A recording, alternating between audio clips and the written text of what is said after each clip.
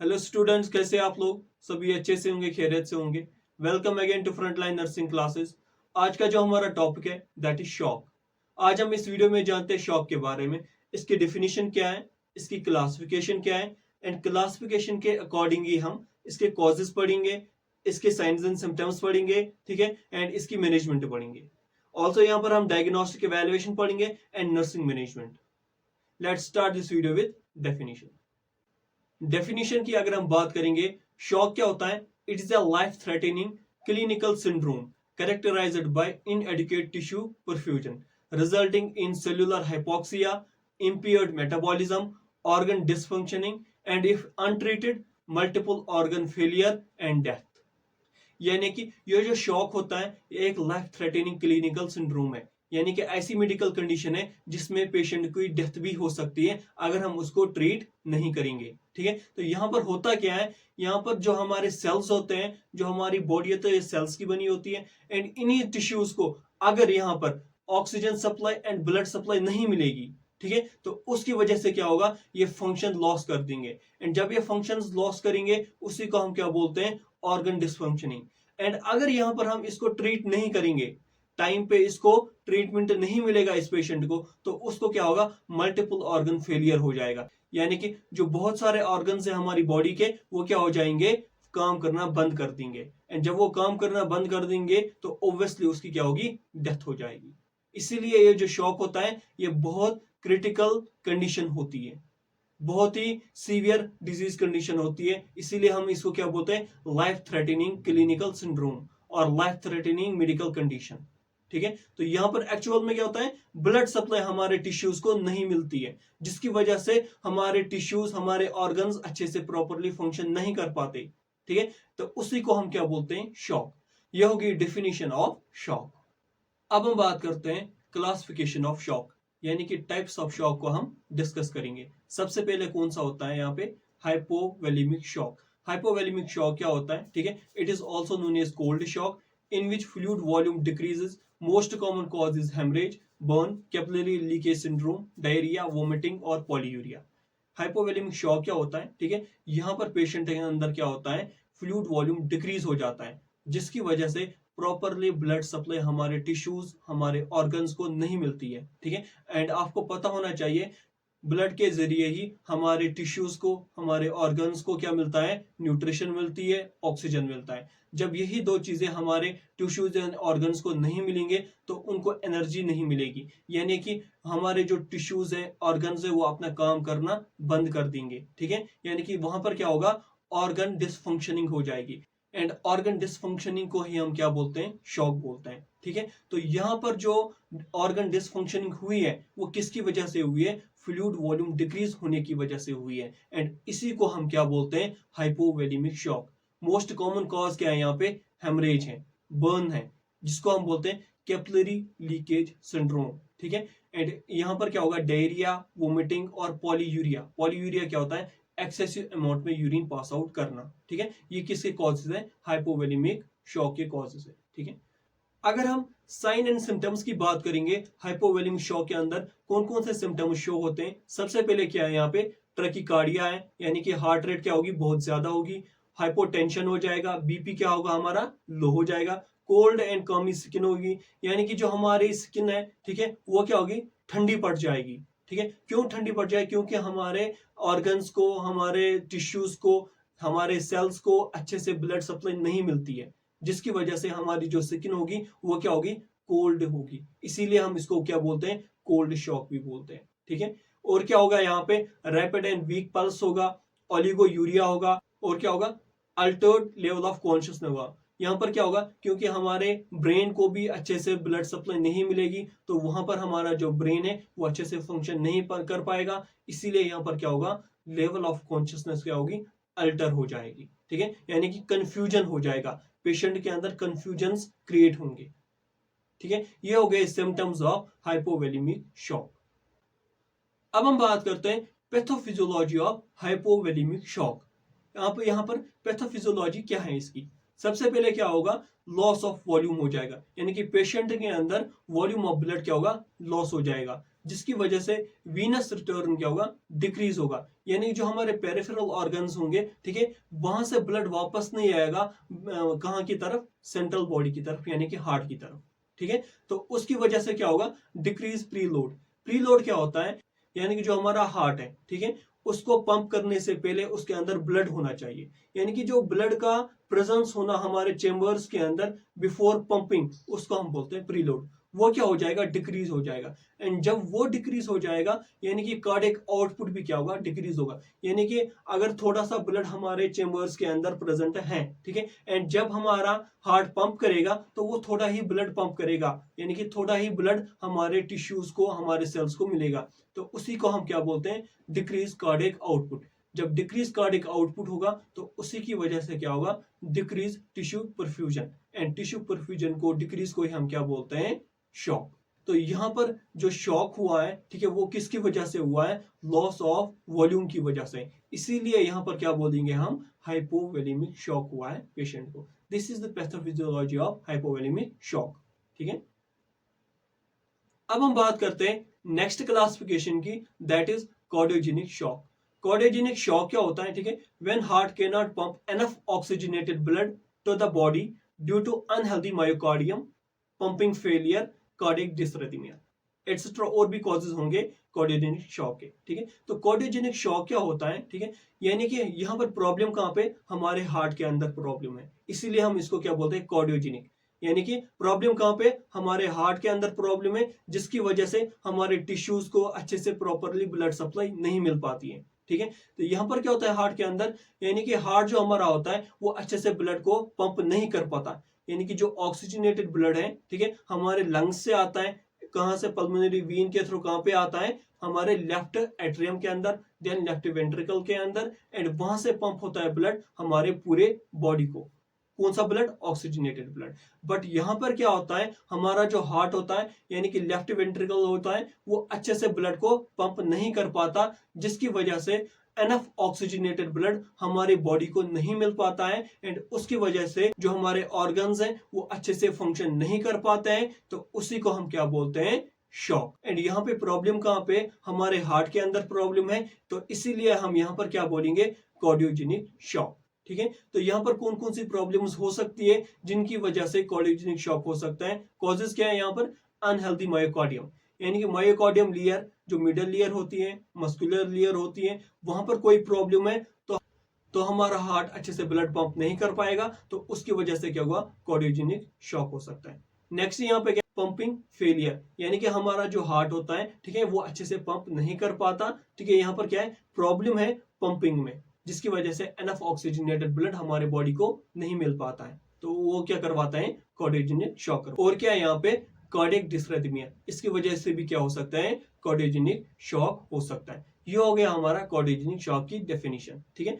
अगर हम इसके साइंस एंड सिम्टम्स की बात करेंगे, ठीक है, यहाँ पर क्या होगा, हाइपोटेंशन होगा, यानी कि ब्लड प्रेशर क्या होगा, डिक्रीज हो जाएगा। चेस्ट पेन होगा, यानी जिसको हम बोलते हैं एंजाइना, ठीक है। कूल एंड कामी स्किन हो जाएगी, ठीक है। पल्मोनरी एडीमा हो जाएगा। डिस्फीनिया या क्रेकल साउंड आएगा, यानी कि लंग साउंड क्या होगा, क्रेकल साउंड होगी, ठीक है। डिस्फीनिया होगा, डिफिकल्टी इन ब्रीथिंग हो जाएगी, ठीक है। ट्रैकिकार्डिया होगा एंड वीक पल्स होगी यहाँ पे, ठीक है। ये हो गए science and symptoms of cardiogenic shock, ठीक है। अब हम बात करते हैं इसकी पैथोफिजियोलॉजी की, यानी कि पैथोफिजियोलॉजी ऑफ कार्डियोजेनिक शॉक क्या है। सबसे पहले क्या है, पंपिंग फेलियर होगा। जब यहाँ पर हमारा हार्ट ही अच्छे से पंप नहीं कर पाएगा तो उसकी वजह से डिक्रीज कार्डियक आउटपुट होगा, यानी कि कार्डियक आउटपुट डिक्रीज होगा, तो उसकी वजह से ऑब्वियसली क्या होगा, डिक्रीज टिश्यू परफ्यूजन, यानी कि टिश्यू हाइपोपरफ्यूजन हो जाएगा, ठीक है। हमारे बॉडी को अच्छे से ब्लड सप्लाई नहीं मिल पाएगा, तो उसको हम क्या बोलते हैं, शॉक। एंड यहाँ पर जो प्रॉब्लम है वो हार्ट के अंदर है, इसीलिए हम यहाँ पर क्या बोलेंगे, कार्डियोजेनिक शॉक, ठीक है। ये होगी पैथोफिजियोलॉजी ऑफ कार्डियोजेनिक शॉक, ठीक है। अब हम बात करते हैं नेक्स्ट क्लासिफिकेशन ऑफ शॉक की, ठीक है, that is distributive shock. Distributive shock क्या होता है, it includes septic shock, anaphylactic shock, neurogenic shock and obstructive shock. यानी कि इस डिस्ट्रीब्यूटिव शॉक के अंदर क्या होता है, ये ग्रुप ऑफ शॉक्स को इंक्लूड करता है। अब हम एक एक करके इन सभी शॉक्स को डिस्कस करेंगे। सबसे पहले क्या है, सेप्टिक शॉक।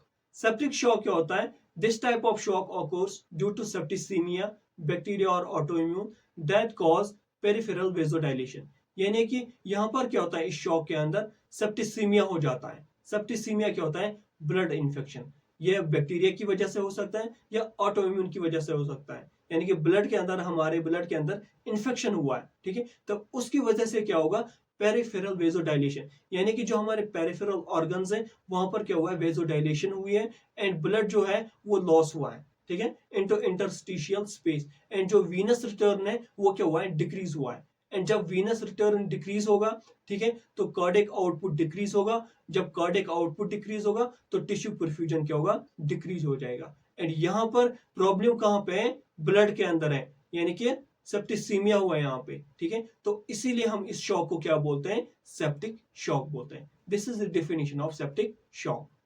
अगर हम साइंस एंड सिम्टम्स की बात करेंगे सेप्टिक शॉक की, यहाँ पर कौन कौन से सिम्टम्स शो होंगे, फीवर होगा, हाइपोथर्मिया होगा, वार्म एंड फ्लैशेड स्किन होगी। यहाँ पर क्या बोलते हैं हम इसको, वार्म शॉक।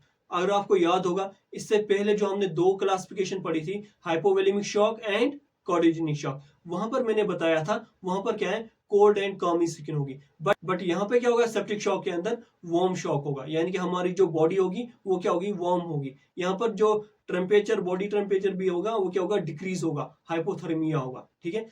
एंड यहाँ पर कौन कौन से सिम्टम्स होंगे, बाउंडिंग पल्स होगी, हाइपोटेंशन होगा, अनरेस्पॉन्सिव टू फ्लूइड, यानी कि अगर हम फ्लूइड्स भी देंगे यहाँ पे वो क्या होगा, अनरेस्पॉन्सिव होगा, ठीक है। And alter level of consciousness होगा, ठीक है। ये हो गए science and symptoms of septic shock. अब हम बात करते हैं एनाफिलेटिक शॉक। एनाफिलेटिक शॉक क्या होता है, ठीक है। This shock occur due to hypersensitivity reaction, यानी कि जो हाइपर सेंसिटिविटी रिएक्शन है, टाइप 1, 2, 3, 4, ठीक है, यहाँ पर एंटीजन एंटीबॉडी रिएक्शन होती है जिसकी वजह से एनाफिलेटिक शॉक हो सकता है, या एलर्जिक रिएक्शंस हो गई है यहाँ पे जिसकी वजह से एनाफिलेटिक शॉक हो सकता है, ठीक है। तो ये एनाफिलेटिक शॉक होता कैसे है, यानी कि हाइपर सेंसिटिविटी रिएक्शन या एलर्जिक रिएक्शन अगर हुई है उसकी वजह से एनाफिलेटिक शॉक कैसे हो सकता है वो मैं आपको समझाऊंगा, ठीक है। तो due to allergy IgE release, यानी कि जो एलर्जी हुई है उसकी वजह से क्या हुआ है, इम्यूनोग्लोबिन ई जो है वो रिलीज हुआ है। जब इम्यूनोग्लोबिन ई रिलीज होता है ये किसको स्टिमुलेट करता है, मास्ट सेल्स को स्टिमुलेट करता है। हमारी बॉडी के अंदर मिलियंस मास्ट सेल्स प्रेजेंट होती है, वो क्या करता है, इनको स्टिमुलेट करता है। जब ये मास्ट सेल्स स्टिमुलेट होते हैं ये क्या रिलीज करते हैं, हिस्टामाइन को रिलीज करते हैं, ठीक है। एंड ये जो हिस्टामाइन होता है, ठीक है, ये क्या एक वेजोडाइलेटर है, ये एज अ वेजोडाइलेटर काम करता है। एंड जब ये वेजोडाइलेशन करता है ब्लड वेसल्स के अंदर, ठीक है, तो उसकी वजह से क्या होता है, blood is pulling towards the peripheral, यानी जो हमारे पेरिफेरल ऑर्गन्स हैं वहां पर जो ब्लड वेसल्स जाती है वहां पे ही क्या होता है, ब्लड रुक जाता है, ठीक है, यानी कि वीनस रिटर्न डिक्रीज हो जाता है। तो उसकी वजह से क्या होता है, जो हमारे सेंट्रल ऑर्गन्स होते हैं वहां पर क्या होता है, ब्लड वॉल्यूम डिक्रीज हो जाता है, यानी कि हाइपोवोलेमिया हो जाता है इन सेंट्रल ऑर्गन्स, यानी कि हमारे हार्ट के पास ब्लड सप्लाई कम आ जाती है। जब वीनस रिटर्न हो गया डिक्रीज, ठीक है, तो प्रीलोड क्या होगा, डिक्रीज हो जाएगा, ठीक है। उसकी वजह से कार्डियक आउटपुट डिक्रीज होगा एंड उसकी वजह से टिश्यू परफ्यूजन डिक्रीज होगा, तो उसकी वजह से क्या होगा, एनाफिलेटिक शॉक होगा, ठीक है। ये हो गया एनाफिलेटिक शॉक। अगर हम साइंस एंड सिम्टम्स की बात करेंगे एनाफिलेटिक शॉक की, यहाँ पर कौन कौन से सिम्टम्स हमें शो होंगे, ठीक है। सडन हाइपोटेंशन हो जाएगा, ठीक है, सीवियर ब्रोंकियोस्पाज्म हो जाएगा, ठीक है, यानी कि वीजिंग साउंड आएगी हमें लंग से, ठीक है, स्टेटोर होगा, एयरवे स्वेलिंग हो जाएगी, रैशेस होंगे, ट्रैकिकार्डिया होगा एंड एंजियोएडीमा हो जाएगा, यानी कि यहाँ पर हमारी बॉडी के अंदर एडीमा हो जाएगा, ठीक है। तो ये है signs and symptoms of anaphylactic shock. अब हम बात करते हैं न्यूरोजेनिक शॉक की, ठीक है। तो न्यूरोजेनिक शॉक क्या होता है, this type of shock occur due to injury in central nervous system, brain and spinal cord which cause loss of sympathetic tone, यानी कि यहाँ पर न्यूरोजेनिक शॉक के अंदर प्रॉब्लम कहाँ पे है, सेंट्रल नर्वस सिस्टम के अंदर है, यानी कि ब्रेन एंड स्पाइनल कॉर्ड के अंदर प्रॉब्लम है। एंड जब सेंट्रल नर्वस सिस्टम से सिंपैथेटिक नर्व सप्लाई निकलते हैं हार्ट की तरफ, यानी कि इलेक्ट्रिकल सिग्नल्स आती हैं हार्ट की तरफ, ये सिग्नल्स क्या बोलते हैं हमारे हार्ट को, आपको ब्लड को पंप करना है। जब इन्हीं सिग्नल्स के अंदर डिसफंक्शनिंग होगी या अच्छे से प्रॉपरली सेंड नहीं होंगे हमारे हार्ट को, ठीक है, तो वो अच्छे से ब्लड पंप नहीं कर पाएगा, यानी कि हमारा हार्ट अच्छे से ब्लड को पंप नहीं कर पाएगा, जिसकी वजह से कार्डियक आउटपुट डिक्रीज होगा एंड उसकी वजह से टिश्यू परफ्यूजन डिक्रीज होगा एंड उसी को हम क्या बोलते हैं, न्यूरोजेनिक शॉक, ठीक है। अगर हम साइंस एंड सिम्टम्स की बात करेंगे न्यूरोजेनिक शॉक की, यहाँ पर कौन कौन से सिम्टम्स होंगे, ठीक है। ब्रेडिकार्डिया होगा, यूनिक है ये, ठीक है। वेजोडाइलेशन होगा, वार्म एंड ड्राई स्किन हो जाएगी, ठीक है। एंड हाइपोटेंशन होगा, ठीक है। अगर आप देखोगे, ठीक है, हमने जितने भी अभी तक टाइप्स पढ़े सभी में हमने क्या पढ़ा, ट्रैकिकार्डिया पढ़ा, ठीक है, यानी कि हार्ट रेट इंक्रीज होगा। बट यहाँ पे क्या होगा, ब्रेडिकार्डिया होगा, यानी कि हार्ट रेट क्या होगी, डिक्रीज हो जाएगी इस शॉक के अंदर। इसको हम क्या बोलते हैं, न्यूरोजेनिक शॉक, ठीक है। तो एंड यहाँ पर वेजोडाइलेशन होगी, उसकी वजह से क्या होगा, वार्म एंड ड्राई स्किन हो जाएगी। एंड यहाँ पर हाइपोटेंशन होगा, यानी कि जो बीपी होगा वो क्या होगा, डिक्रीज होगा। ये हो गए science and symptoms of neurogenic shock. अब हम बात करते हैं ओब्स्ट्रक्टिव शॉक की।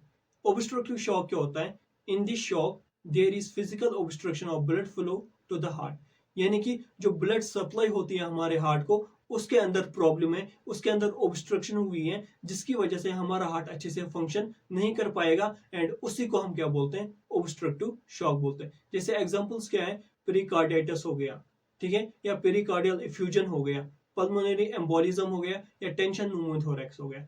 ये कॉजेज हैं जिसकी वजह से ऑब्स्ट्रक्शन होती है ब्लड फ्लो के अंदर, जो हार्ट को मिलती है, ठीक है। तो उसकी वजह से क्या होगा, ऑब्स्ट्रक्टिव शॉक होगा, ठीक है।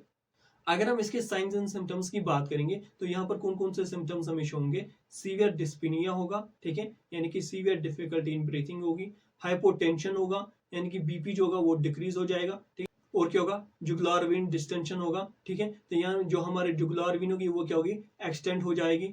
एक्सेप्ट इन पीई, यानी कि पेरिकार्डियल इफ्यूजन में नहीं होगा जुगुलार वेन डिस्टेंशन, बाकी सभी कॉजेज के अंदर क्या होगा, जुगुलार वेन डिस्टेंशन हो जाएगा, ठीक है। नेक्स्ट यहाँ पे क्या है, मफलड हार्ट साउंड होगा।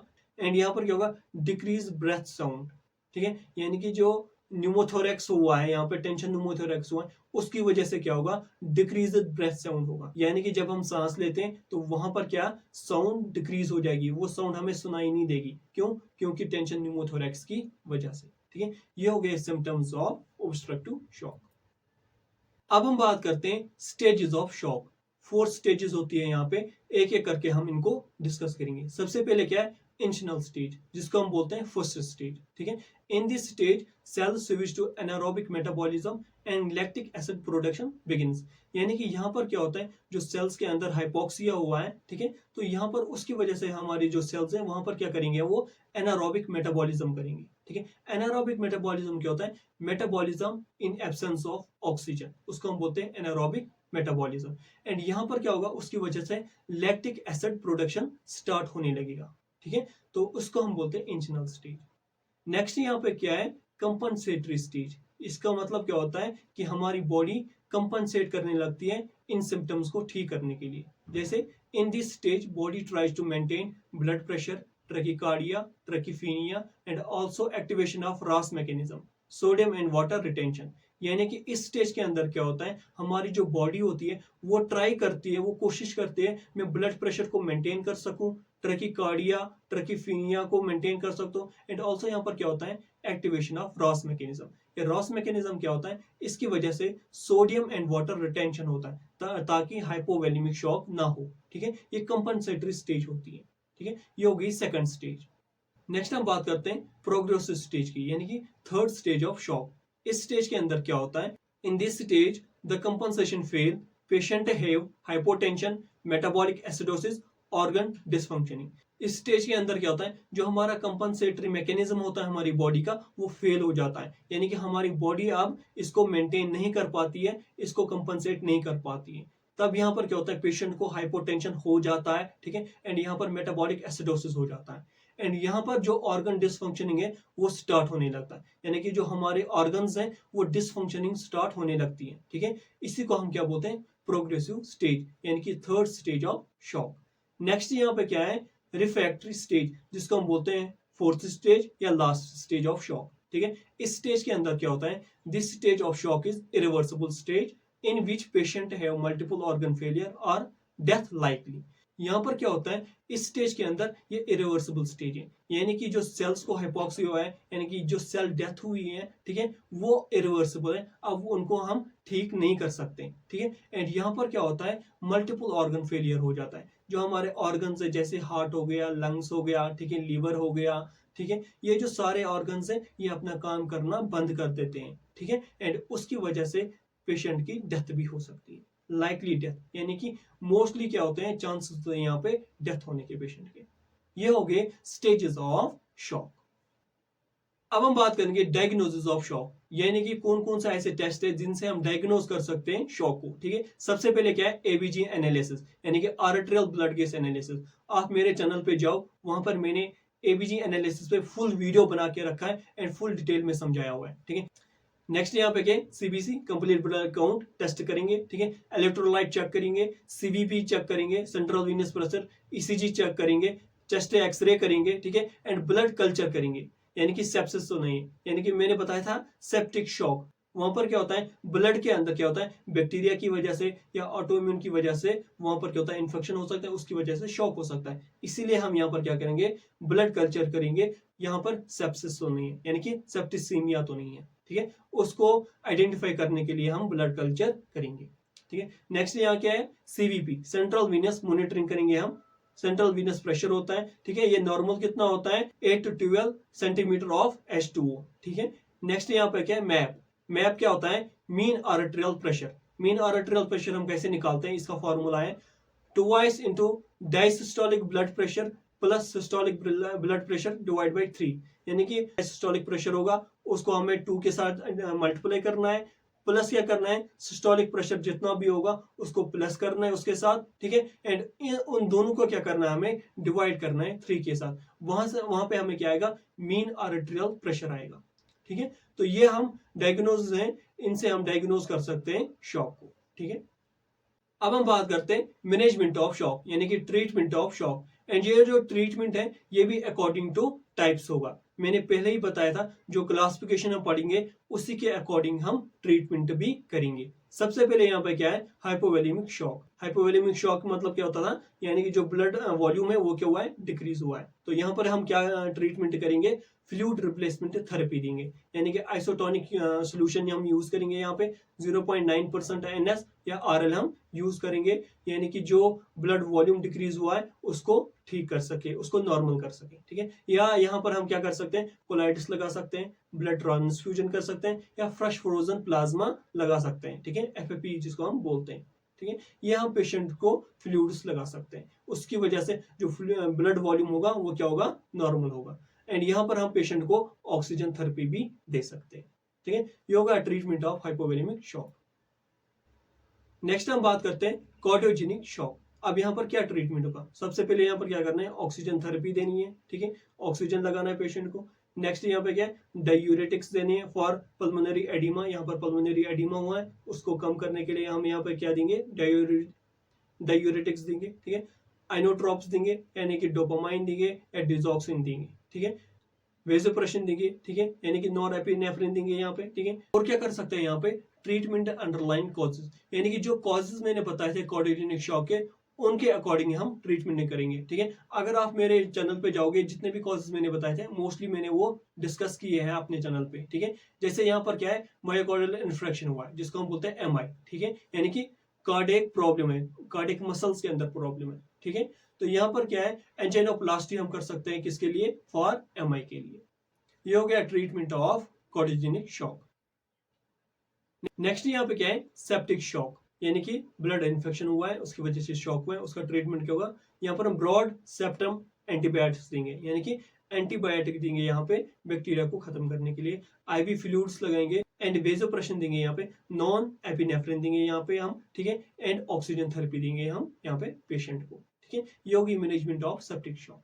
नेक्स्ट हम बात करते हैं एनाफिलेक्टिक शॉक। एनाफिलेक्टिक शॉक में हम क्या करेंगे, ठीक है। यहाँ पर हम क्या करेंगे IM लगाएंगे एपिनेफ्रिन, ठीक है, यानी कि फर्स्ट लाइन जो होगा एनाफिलेक्टिक शॉक के अंदर फर्स्ट लाइन ट्रीटमेंट वो क्या होगा IM लगाना है, क्या एपिनेफ्रिन को IM लगाना है, ठीक है। ऑक्सीजन थेरेपी देंगे, एंटी हिस्टामाइन ड्रग्स देंगे यहाँ पर, ठीक है, कॉर्टिकोस्टेरॉइड्स देंगे एंड IV फ्लूइड्स लगाएंगे यहाँ पे।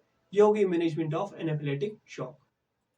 नेक्स्ट हम बात करते हैं न्यूरोजेनिक शॉक। न्यूरोजेनिक शॉक के अंदर हम क्या क्या ट्रीटमेंट करेंगे वेसोप्रेशन देंगे यहाँ पे, ठीक है। एट्रोपिन देंगे फॉर ब्रेडिकार्डिया, क्योंकि यहाँ पर सिर्फ एक ऐसा मतलब शॉक है न्यूरोजेनिक शॉक, जिसमें क्या होता है ब्रेडिकार्डिया होता है, ठीक है। इसलिए हम यहाँ पर क्या लगाएंगे, एट्रोपिन लगाएंगे, ठीक है। मेंटेन करेंगे एयरवेज को, स्टेबलाइज करेंगे स्पाइन को, ठीक है। ये हो गया न्यूरोजेनिक शॉक का ट्रीटमेंट।